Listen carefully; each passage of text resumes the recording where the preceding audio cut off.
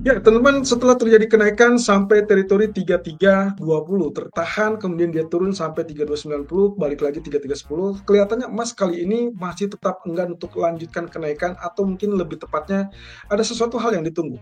Dan saya rasa ini kaitannya dengan voting DPR dan dilanjutkan tentunya dengan data PMI nanti malam.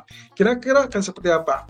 Oke, kalau misalkan kita lihat di sini seperti biasa, ini adalah US dollar kita yang ternyata kalau Anda perhatikan angka ataupun arealnya kembali mengalami penurunan persis dengan apa yang kita inginkan ya. Ini masih tetap bertahan dalam laju penurunannya sehingga bagi saya ini adalah alasan yang tepat untuk melihat dia lanjutkan tekanan turun untuk wave kelima. Ingat bahwasanya beberapa waktu lalu kita sudah sempat mendapatkan itu sebagai kenaikan wave 4 dan kemudian bertahan ya. Jadi untuk nanti berikutnya yang kita inginkan atau yang kita harapkan adalah penurunan apakah dia akan berlanjut sampai ke wave 5 ini atau hanya akan tertahan di antara wave 3 ya, berarti ada kemungkinan potensinya terjadi double bottom gitu ya. Nah, yang perlu kita perhatikan adalah posisinya terkait dengan apa yang terjadi pada voting DPR. Bagi saya sebenarnya itu drama politik. Kalaupun misalkan terjadi kesepakatan atau dalam waktu yang singkat tiba-tiba terjadi kesepakatan karena memang punya deadline, maka kecenderungannya dolar akan mengalami penguatan balik ya, dan itu berarti ada something problem untuk emas dan harapannya koreksi. Oke, kalau begitu potensi yang berikutnya, misalkan pun terjadi nanti malam adalah data PMI-nya relatif lebih bagus daripada ekspektasi, maka yang saya bayangkan adalah itu titik kulminasi dari apa yang terjadi dalam 2 atau 3 hari terakhir. Nah, jadi maksud saya kalau Anda perhatikan nanti data PMI-nya ternyata katakanlah entah itu service ataupun manufacturer lebih bagus daripada ekspektasi, maka hati-hati dengan peluang yang mungkin saja akan terjadi pembalikan pada US dollar. Walaupun secara keseluruhan kita mungkin belum akan melihat dia lebih tinggi daripada teritori ini ya, atau wave keempat. Nah, berarti kita masih punya harapan untuk terjadi penurunan. Oke, di sisi lain juga perlu diperhatikan terkait dengan pasar obligasi ya. Kemungkinan untuk saat ini kita masih lihat yield mengalami kenaikan, berarti obligasinya turun.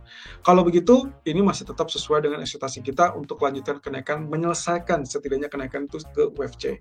Kalau ini sudah selesai, tuntas, berarti kita punya harapan nantinya mungkin akan terlihat high baru untuk emas atau bahkan kembali ke level 3.400, itu pun dengan catatan karena ini menjelang akhir bulan, berarti ya so far ya datanya relatif soft ya, atau relatif ringan, kecuali nanti di akhir bulan karena kita punya pengharapan terkait dengan inflasi PCE dan kemudian dilanjutkan di awal bulannya adalah data non farm payroll. Oke, berarti kalau begitu kita skip aja. Kalau misalkan ternyata pun data PMI itu ternyata katakanlah ya relatif dekat dengan ekspektasinya, berarti tidak diharapkan terjadi kenaikan ataupun penurunan yang terlalu signifikan. Nah, kita beralih kepada grafik dari pound sterling di sini. Posisinya dia tetap dalam kenaikan, berarti ada potensi terjadi kenaikan lanjutan kalau misalkan kita ya katakanlah dari efek data ekonomi ya, efek dari data ekonomi sendiri dari Inggris kecenderungannya inflasi yang naik, berarti dia mendorong kenaikan untuk mencapai at least mengincar ke area 1.35 ya, 1.3570 ataupun 3580-an. Oke, berarti anggapan saya adalah ini terjadi kenaikan lanjutan, ini kaitannya dengan bullish flag yang kita nantikan dari sejak kemarin ya. Jadi sudah confirm dia bertahan 2 hari berturut-turut di atas trend line atau di atas trend channel, berarti itu adalah lanjutan untuk bullish. Nah, terlebih kalau misalkan ternyata data PMI, ya kita lihat juga data PMI Inggris ya. Kalau datanya relatif kuat, ya otomatis ini akan lanjutkan kenaikan. Tapi kalau tidak, maka hati-hati.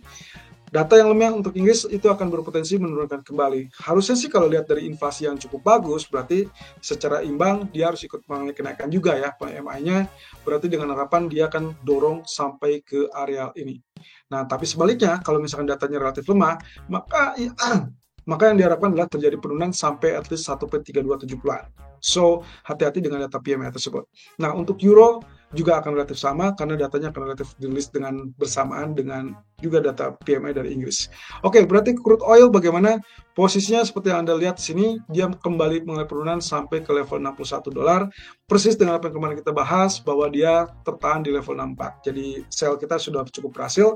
Kalaupun terjadi kesepakatan ataupun ya katakanlah kesepakatan antara Amerika dengan Iran ya terkait dengan nuklir, maka ini yang selalu saya hembuskan ataupun kita bahas kaitannya dengan kemungkinan pasokan akan lebih melimpah demand masih tetap lemah sehingga kita akan dapatkan penurunan lebih lanjut.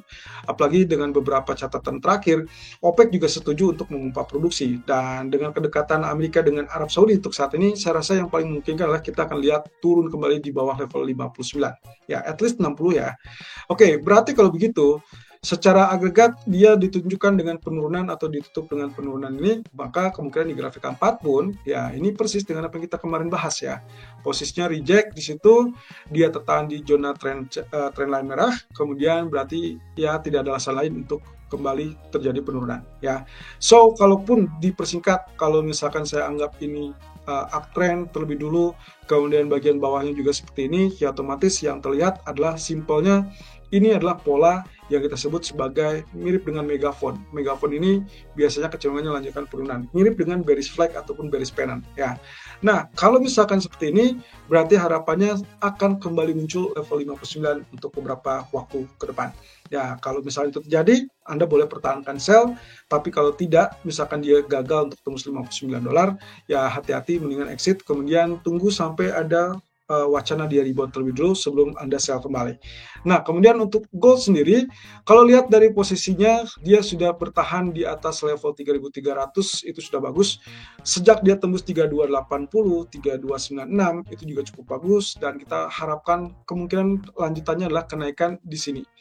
Kalau secara agregat, sebetulnya bisa dibilang sudah menutupi atau hampir menutupi 90% dari gap yang terjadi di hari Senin ya. Berarti kalau misalnya perhatikan ini, harusnya kita akan dapatkan, bukan Senin ya, ini adalah di tanggal 9 Mei yang lalu. Jadi kalau misalkan 9 ke tanggal 11 ya, tanggal 12 ini, berarti gapnya sudah hampir bisa dibilang 90% sudah ditutup. Otomatis harusnya kita akan terjegal atau dikhawatirkan terjegal di area ini teman-teman. Jadi tolong perhatikan atau waspada kalau ternyata kenaikan itu tertahan di level 3340-an. Karena memang ada kekhawatiran ini hanya menutupi gap kemudian dia kembali turun. Itu pun dengan catatan kalau ternyata semua permasalahan, semua terkait dengan tarif, ketidakpastian itu sudah terjawab dan akhirnya terurai, maka kita akan dapatkan tekanan untuk emas. Tapi sebaliknya, kalau ternyata dia relatif lebih, ya katakanlah ketidakpastian masih tetap membelenggu, terutama kemungkinan data PMI nanti malam cenderungnya adalah relatif negatif atau penurunan, maka kita akan dapatkan kenaikan mungkin akan menyambangi 3370 atau bahkan lebih lanjut di atas 3370. Nah, tapi apakah dia akan lanjutkan sampai 3400? Saya sih berharapnya mungkin itu disimpan tenaganya sampai non-farm payroll minggu depan. Nah, atau bahkan inflasi PCE minggu depan. Oke, kita lihat di sini. Nasib dari grafik H1 yang kita singgung terkait dengan inverse head and shoulder, kelihatannya kita masih tetap punya harapan untuk kenaikan ya. Yang teman-teman ingat bahwa kemarin saya sempat singgung kaitannya dengan wave C, yang kemungkinan wave C itu juga equal dengan target dari inverse head and shoulder, yaitu setinggi ini. Ya, berarti kita akan melihat 3376. Nah, otomatis kalau lihat dari pergerakannya kan kita asumsikan ini A, karena diasumsikan kita punya Elliott wave, B, dan inilah C. Kalau kita menginginkan itu yang terjadi, maka yang harapannya adalah bagian dari wave C itu adalah wave 1, 2, 3, dan ini mungkin kita akan dapatkan wave keempat, correction, baru nanti kita akan dapatkan kenaikan wave kelima, dan akhirnya done untuk wave C. Ya, jadi wave 5 hitungannya adalah 5 wave untuk tahapan wave C ini sendiri. Oke, berarti kalau begitu, walaupun misalkan entah itu ternyata kesepakatan ataupun votingnya disetujui ya terkait dengan RUU pajak, kemudian membuat emas turun, maka harapannya penurunan tersebut tidak terlalu dalam. Berarti Anda punya kesempatan mengincar area 3296 ataupun bahkan 3262 sebagai zona buy. Tapi kalau misalkan ternyata itu tidak terlalu dalam, Anda harus perhatikan lagi dengan data PMI. Kalau PMI ternyata datanya lebih bagus, ya otomatis kita punya harapan dia masih tetap koreksi seperti tadi. Berarti kita asumsikan ini wave keempatnya. Ya, dan wave keempat untuk saat ini belum terlihat. Berarti kalau begitu, ya mau tidak mau antara voting, hasil voting, atau mungkin hasil data PMI. Kalau misalkan ternyata data PMI-nya jelek, maka kita akan dapatkan lanjutkan kenaikan at least 3350 ataupun bahkan 3370-an. Nah, setelah itu kembali lagi dengan posisi sideways karena kemungkinan pasar masih tetap menunggu terkait dengan perkembangan selanjutnya.